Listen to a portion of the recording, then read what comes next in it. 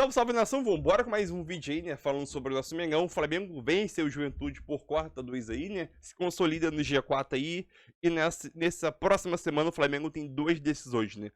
Uma valendo título e a outra jogo atrasado do Brasileirão, valendo a continuidade do Flamengo no G4. Por que continuidade? Porque caso o Flamengo perca pelo Inter, caso o Flamengo perca para o Inter nessa quarta-feira, o Flamengo sai do G4. É isso mesmo, e domingo tem final de Copa do Brasil, jogo de ida no Maracanã. Então, essa semana de duas decisões, né? Uma valendo título e outra a continuidade do Flamengo no G4, né? Vai lembrar que você estando na final não é garantia de título, mas o Flamengo sim não pode abrir mão, na minha opinião, do Brasileirão, que tem que se manter no G4 até o final do campeonato, né?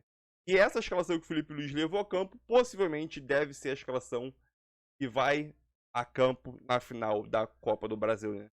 Sem Pulgar, sem PH, esse vai ser o time, provavelmente, né, que vai diante do Atlético Mineiro. E será que foi aprovado o time? Sabemos que o Juventude não é parâmetro para o Atlético Mineiro, que vive uma boa fase nas Copas, principalmente. Mas é aquilo. Pela atuação do Flamengo, o Arrascaeta, jogo de quarta, não vai jogar porque foi suspenso. Léo Pereira também, então serão já poupados forçadamente para o jogo de domingo, né? Então, esperamos que o Flamengo faça uma boa atuação e consiga construir um placar considerável para o jogo da volta em Minas Gerais, né? Então é isso aí. Deixe seu like e vamos embora para mais um vídeo na Sul. Para o Gabigol, para o Arrascaeta também. Depois a gente fala sobre a importância dessa retomada. O Plata fazendo seu primeiro gol também, o Michael marcando, isso é importante. A gente vai falar sobre o que isso pode mudar também no Flamengo para o restante da temporada, para a final de Copa do Brasil, etc. Olha, os números então de Flamengo e Juventude, posse de bola do Flamengo 74% a 26% do Juventude, 551 passes certos a 152, 20 finalizações a 5, 10 finalizações certas a 3, 9 grandes chances a 2, 44 ações na área rival a 11, um banho de bola do Flamengo. Nesses números que a gente vê aí dessa 31ª rodada do Campeonato Brasileiro contra o Juventude. E a gente conversa agora com Pedro Henrique Torre, a gente vai para o Maracanã e ele vai falar como é que foi o clima da torcida, a importância desse jogo para as outras partidas do restante dessa temporada. Fala, Pedro, tudo bem? Boa noite, bem-vindo ao Sport Center. Tudo bem, Marcela? Muito boa noite. Boa noite aí ao Capita, Fábio Luciano, também Zé Elias, o Silas, todo mundo que está sempre ligado com a gente no Sport Center. Olha, Maracanã agora já vazio, já bem mais tranquilo, enfim, já foi todo mundo embora, mas estava bem animado, bem cheio, estava uma tarde muito abafada, agora a ventania aqui começou a chover, mas 56 mil torcedores no Maracanã para apoiar o Flamengo nessa partida contra o Juventude, que era bem importante, né? Para o Flamengo seguir ali no bolo do G4, ao menos, tentar aproveitar, quem sabe, tropeços. Já houve ali de Palmeiras e Fortaleza, perdão, que empataram entre si. O Botafogo joga nesse momento, mas o Flamengo para seguir ali pelo menos no bolo do G4 e ficar um pouco mais tranquilo para a próxima semana, que inicia a decisão da Copa do Brasil aqui mesmo no Maracanã contra o Atlético Mineiro. Abriu rápido o placar com o Michael, que substituiu o Bruno Henrique, né? Estava suspenso pelo terceiro cartão amarelo. De La Cruz no meio de campo foi substituído pelo Everton Araújo, De La Cruz que está lesionado, e o Flamengo abriu bem rapidamente o placar. Parecia que ia ter mais facilidade assim para fazer mais gols, mas tomou um contra-ataque, aí o Gilberto fez esse 1-1, que aí a torcida ficou um tanto quanto sim, ressabiada, mas continuou apoiando. Veio um intervalo e aí o Flamengo conseguiu rapidamente esse gol. E aí é importante a gente falar sobre o gol do Gabigol, porque ele não marcava desde o dia 20 de julho contra o Criciúma. Lembra aquele gol lá em Brasília, o Flamengo venceu por 2-1, o Barreto, jogador do Criciúma, chutou uma bola na outra, enfim, aquele pênalti polêmico. Então o Gabigol foi a última vez que ele tinha marcado, mais de 3 meses de jejum, 14 jogos em sequência sem marcar. O Felipe Luiz insiste com ele e aí vira um evento o Gabigol aqui no Maracanã, porque há tanto tempo que ele não marca, era algo tão trivial, e aí as pessoas pegando o celular, levantando tudo, é diferente dos outros gols assim. Então uma expectativa muito grande. Grande, cantando o nome do Gabigol, o nome mais saudado ao lado do Gerson na escalação do Flamengo. E aí, rapidamente, ele fez o gol e aí o Maracanã explodiu. Aí ficou um pouco mais fácil para o Flamengo, fez 3-1, até sofreu o gol depois, talvez, muita gente apontando uma falha do Rossi no chute do Emerson Carioca. Mas e o lado importante, descontraído do torcedor do Rio de Janeiro, o Fábio Luciano conhece muito bem, da torcida do Flamengo especificamente. O Nenê, quando foi expulso, ficou falando ali com o Braulio logo depois que tinha entrado, o Braulio da Silva Machado, o árbitro da partida. O Nenê não saía de campo, não saía. Quando saiu, a torcida do Flamengo entoou aquela marchinha de carnaval: mamãe eu quero, mamãe eu quero, mamãe eu quero mamar, dá chupeta para o Nenê não chorar. Foi um momento engraçado, descontraído da partida. Aí o Flamengo depois fez o 4-2 e saiu um pouco mais aliviado, com Plata, Alcaraz, enfim, o Gerson jogando muito bem. A importância dessa partida. Quem passou pela zona mista foi o Michael. Michael, hoje, que fez mais um gol, já tinha feito na sua estreia, a reestreia com a camisa do Flamengo, falou um pouquinho aí sobre, enfim, tem ansiedade, que talvez tivesse uma ansiedade do Gabigol voltar a marcar, como é que ele ajudou, a preparação para o jogo com o Atlético Mineiro. Enfim, vamos ouvir um pouquinho o Michael, camisa 30 do Flamengo, que vai voltando aos poucos depois da lesão grave que ele teve, ficou um mês parado basicamente. Então vamos ouvir um pouco o atacante Michael. Acho que todo mundo aqui já está acostumado a ver o Gabigol marcar, sempre fazer gol. Mas como eu falei agora, ninguém vai estar bem todos os dias. Ninguém vai fazer gol todos os jogos. É impossível você ver isso acontecer, cara. É muito difícil. E eu não tinha ansiedade nenhuma por ele ficar esse tanto tempo de fazer gol. Porque eu sabia que ia acontecer naturalmente. Como aconteceu todos esses anos. Ele não fez gol de título à toa. Ele está sempre fazendo, sempre marcando, está sempre... E é muito difícil você ver alguém que está sempre ganhando e sempre querer ganhar, e sempre querer ganhar mais. Então ele é um cara que tem um mental tranquilo, é um cara que se dedica, que trabalha, e eu espero que nós possamos fazer aí grandes jogos, ele possa marcar mais e mais ainda. Se o time nós vai poder ajudar algo, a gente vai ajudar, mas ele é um cara que já está acostumado a marcar, habituado a vencer, e não gera ansiedade nenhuma. Mas tudo usando... Tá, então, né, o Michael falando um pouquinho sobre a questão da ansiedade do Gabigol. O Michael, que é sempre muito brincalhão, estava mais centrado aí, falando sobre essa questão de uma ansiedade ou não do Gabigol para voltar a marcar, e a ansiedade dos companheiros de tentar servi-lo assim para acabar com esse jejum de 14 partidas, agora zerada a pedra neste sentido. E só para acrescentar e devolver para você, Marcela, antes, no final da partida, o Flamengo, enfim, venceu 4-2, aplausos da torcida, e aí pintou o grito: acabou, amor, isso aqui vai virar um inferno. Não era uma pressão ao time? Não, negativo. Era uma referência aquele jogo do inferno, que ficou muito famoso aqui, né, entre os torcedores do Flamengo, contra o Atlético Mineiro em 2022, oitavas de final da Copa do Brasil. O Flamengo perdeu por 2-1 no Mineirão, o time do Dorival Júnior, e aí o Gabigol deu uma entrevista ao fim do jogo falando: vai ser um inferno no Maracanã. A torcida fez todo um clima, e aí o Flamengo se classificou com 2 gols do Arrascaeta, 2-0, e aí depois xingou o Atlético Mineiro aqui ao fim do jogo também. Então já preparando o clima para a próxima semana, domingo que vem, sem ser amanhã, obviamente o outro. Aí o Flamengo inicia a decisão da Copa do Brasil, mas no meio de semana tem um jogo atrasado com o Internacional pelo Campeonato Brasileiro, quarta-feira, lá no Beira-Rio. É essa programação. Rubro-negro, Juventude, 34 pontos, fica ali na beirinha da zona de rebaixamento, situação difícil. Próximo fim de semana, sábado, em Caxias do Sul, recebe o Fortaleza. Boa, obrigada, viu, Pedro, aí por todas as informações, pelos detalhes que a gente fica... que é legal da gente saber também da torcida, né? A torcida já se organizando para a final da Copa do Brasil. Olha, os números do Gabigol contra a Juventude, o ranking enquanto ele esteve em campo, 1 gol, né? O primeiro no time, foram 4 gols, um gol para cada jogador. Chances criadas, 2 chances criadas, 3 finalizações, 2 finalizações certas, ações na área rival, 9. Aí ele está no ranking do time primeiro e segundo em finalizações certas. Ele não marcava desde 20 de junho.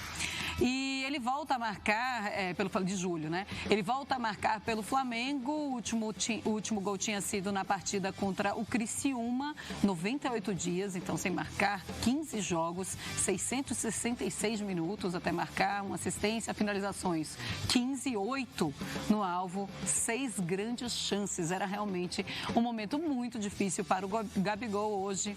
No pênalti, ele consegue marcar aquela história do sai zica, né? É um alívio também para o torcedor ver o Gabigol voltando a marcar. Eles esperam por isso. O Gabigol tem mais chances agora com o Felipe Luiz e agora é a chance dele pegar deixa, como a gente fala, Fábio, sim, e fazer um restante de temporada bom. Sim, é isso, Marcelo. É um gol importante para ele e para o torcedor também, né? Porque acho que todo mundo percebe o carinho que o Gabigol recebe das arquibancadas. Então, assim, é muito tempo sem fazer gols para um camisa 9. O Gabigol, ele não tem aquela forma que o torcedor está acostumado a vê-lo em campo, né? Parece que falta muito ritmo, enfim, falta jogo, falta confiança em muitos momentos. O gol dele sai numa penalidade, né? A gente pode até discutir também com relação a esse lance do Gerson dentro da área, mas é importante, Marcelo, importante para ele, importante para o torcedor também, para o Felipe Luiz, né? Porque o Felipe Luiz, ele confiou no Gabigol, ele tem uma explicação muito plausível também, porque ele fala que não é só a relação com o Gabigol, né? A confiança que ele tem no jogador, mas o sistema que o Felipe Luiz imagina que esse Flamengo vai produzir melhor. E nesse sistema ele precisa de um cara de referência. E ele fala sobre o Pedro, né? Que é o jogador que faria essa função, que seria o titular, mas hoje está machucado. O Carlinhos não está pronto ainda para ter uma regularidade de atuações ali dentro do Flamengo. E aí tem o Gabigol para exercer essa função. Então é importante para ambos ali, para o torcedor do Flamengo, para o Gabigol, para a instituição também, porque o Gabigol nesse cenário pode ser importante para o clube nessa reta final de Campeonato Brasileiro, final de Copa do Brasil, e com certeza o flamenguista sai mais feliz do Maracanã hoje pela vitória, que é importante, e também por esse gol aí marcado pelo Gabigol. Ô Zé, quando acontece uma partida como essa, com o Rascaeta voltando a marcar, com o próprio Gabigol voltando a marcar também, Michael fazendo uma boa partida, o Plata fazendo esse primeiro gol com a camisa do Flamengo. Isso mexe para os outros jogos? Dá aquela coisa de, olha, chegou o nosso momento, a gente vai voltar a jogar muito bem, ainda tem final de Copa do Brasil, vamos arrebentar? Eu acho que traz confiança, traz mais confiança. A única coisa que deixa o vestiário alegre, Marcelo, são 3 pontos. Vitória. É vitória. Ganhou, todo mundo sorri, esquece até da partida que, podia ter feito isso, podia ter feito aquilo, tal. Você esquece. Né? O ambiente é legal, todo mundo está sorrindo, as entrevistas são boas, a torcida sai feliz, né? Sai contente. Esse é o trabalho do treinador, de entender o que aconteceu, analisar os erros, os acertos, e no dia seguinte, ou na volta, né? no pós-jogo, na recuperação, vem cá. Chama, conversa, mostra os erros, os acertos, mas para os jogadores é a alegria de poder ganhar, né? De poder comemorar o gol, de poder estar ao lado da torcida. A confiança desse time do Flamengo, ele mudou a partir do momento que saiu o Tite. Quando sai o Tite, muda o ambiente. Você vê o Gabigol sorrindo, você vê um time mais pegador, um time com uma intensidade maior, uma vontade a mais, né? Uma vontade que nós não víamos antes do Tite. Aí não é questão de correr para o Tite ou não, porque existem metodologias diferentes, pedidos diferentes, orientações diferentes dos treinadores. Então o ambiente muda. A bancada muda. Né? Então, assim, tem muita coisa que esse Flamengo mudou depois da saída do Tite. Você também enxerga desse jeito, Silas? Parece muito claro, né, que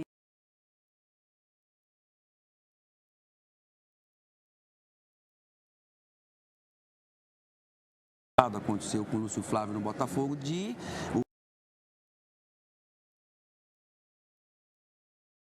o próprio Seabra, que a gente acabou de falar aqui agora, que você chega no Cruzeiro, você chega no Botafogo, você chega no Palmeiras, caso do Roger Machado, Lázaro aqui no Corinthians, e o resultado, quando ele começa a ficar ruim, estoura na corda onde o lado é mais fraco, que é no treinador que está começando. O Felipe Luiz está num gigante,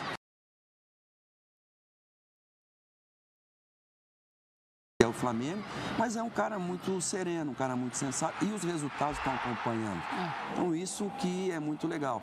Agora, ainda tem as finais da Copa do Brasil, que é muito importante, e são 8 pontos, né? Sim. De diferença agora do Botafogo, com esse empate, né? Que o Botafogo, por enquanto, ou seja, 54 contra 62, 54 Flamengo, 62 o Botafogo. Ainda com julgamento. Então, no brasileiro, eu vejo difícil ser campeão no Campeonato Brasileiro, mas a Copa do Brasil está aí, e o importante é que o flamenguista, ele quer ver o time jogando, e jogando bem. E hoje foi muito importante o Plata marcar, porque não estava fazendo bons jogos, muito importante o Gabigol, acho que mais do que todos, marcar, porque o Michael a gente sabe que ele entrega, ele sempre entrega sacrifício, bons jogos, já fez um golaço de cabeça, acho que na estreia dele, né? Faz um golaço de cabeça dando um peixinho lá, cria sempre muitas boas chances. Então, assim, é um elenco grande, com um treinador jovem, mas com um passado de Europa, um passado muito bom de Europa, de aprender com o Simeone, no jogo